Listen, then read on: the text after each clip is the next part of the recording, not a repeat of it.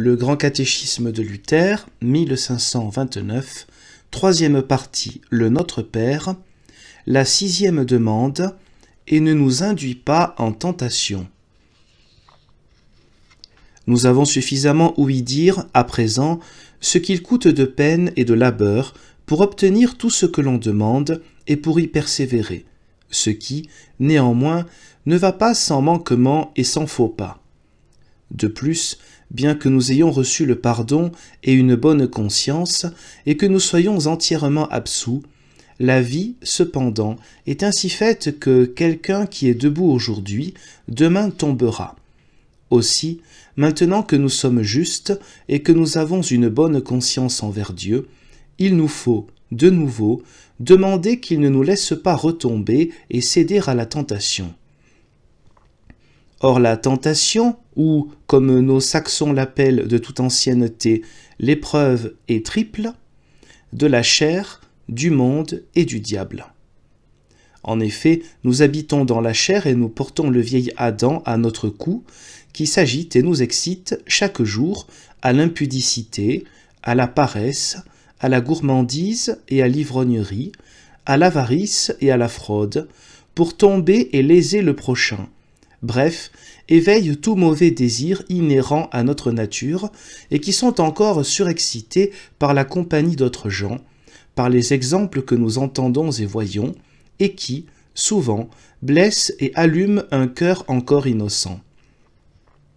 C'est, en second lieu, le monde qui nous offense par ses paroles et ses actes, et nous pousse à la colère et à l'impatience.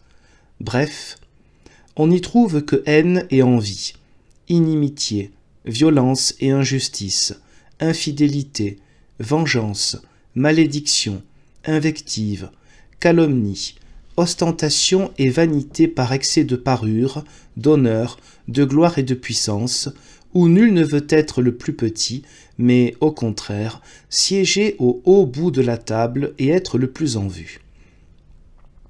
À cela le diable s'ajoute, qui excite et attise aussi de toutes parts, mais s'exerce surtout en ce qui concerne la conscience et les choses spirituelles. Il nous pousse, notamment, à jeter au vent et à mépriser et la parole et les œuvres de Dieu. Il veut nous arracher à la foi à l'espérance et à la charité, et nous amener à la superstition, à l'outrecuidance et à l'endurcissement, ou, inversement, au désespoir, à renier et à blasphémer Dieu, et à d'autres abominations innombrables, tels sont donc les lacets et les filets, qui plus est les véritables traits enflammés, que le diable, et non la chair et le sang, nous lance dans le cœur, de la façon la plus venimeuse qui soit. Ce sont là, en vérité, des tentations, grandes, périlleuses et graves, que tout chrétien doit subir, même si chacune d'elles existait isolément, afin que nous soyons poussés, à chaque heure, à invoquer Dieu et à lui demander, aussi longtemps que nous sommes dans cette misérable vie où l'on nous assaille, nous chasse et nous traque de tous côtés, de ne pas nous laisser céder à la lassitude et à la fatigue et retomber dans le péché, la honte et l'incrédulité. Car, autrement, il est impossible de surmonter même la moindre des tentations. Ne pas nous induire en tentation signifie que Dieu nous donne la vigueur et la force de résister, sans que la tentation soit, pour autant, ôtée ou supprimée. Car la tentation et la séduction, nul ne peut les éviter, aussi longtemps que nous vivons dans la chair et que nous avons le diable autour de nous. Impossible d'y rien changer, il faut que nous subissions la tentation, voire que nous y restions enlisés. Cependant, là, nous implorons, afin de ne pas tomber dedans et de ne pas nous y noyer. C'est pourquoi autre chose est de sentir des tentations, autre chose d'y consentir ou d'y donner son assentiment. Tous nous sommes contraints d'en sentir, mais non pas tous de la même manière. Certains, au contraire, davantage et plus gravement, tels les jeunes gens, surtout celles de la chair.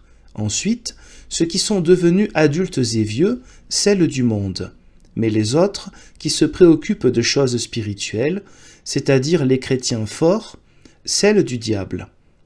Cependant, sentir une tentation lorsque cela a lieu contre notre volonté et que nous préférerions en être exempts ne peut nuire à personne, car si on ne la sentait pas, on ne pourrait l'appeler tentation. En revanche, consentir, c'est lui lâcher la bride, ne pas lui résister ni implorer contre elle. Nous devons donc, nous qui sommes chrétiens, nous tenir prêts et nous attendre, chaque jour, à être éprouvés sans cesse, afin que personne ne vive dans la sécurité et l'insouciance comme si le diable était loin de nous, mais au contraire, nous attendre, de toutes parts, à ses tours, et les parer. En effet, alors même que je suis chaste, patient, affable, que je suis ferme dans la foi, c'est en cette heure même que le diable me décochera dans le cœur un trait tel que je puis à peine subsister. Car il est un ennemi tel que jamais il ne renonce ni ne se lasse. Et dès qu'une tentation cesse, d'autres, nouvelles, surgissent sans trêve.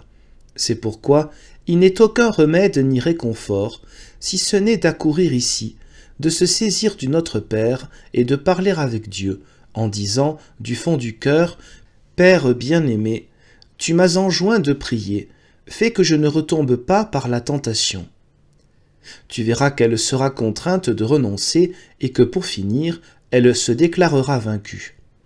Sinon, si tu t'avises de te tirer d'affaire par tes propres pensées et tes propres moyens, tu ne feras que la rendre pire et que donner plus de prise au diable.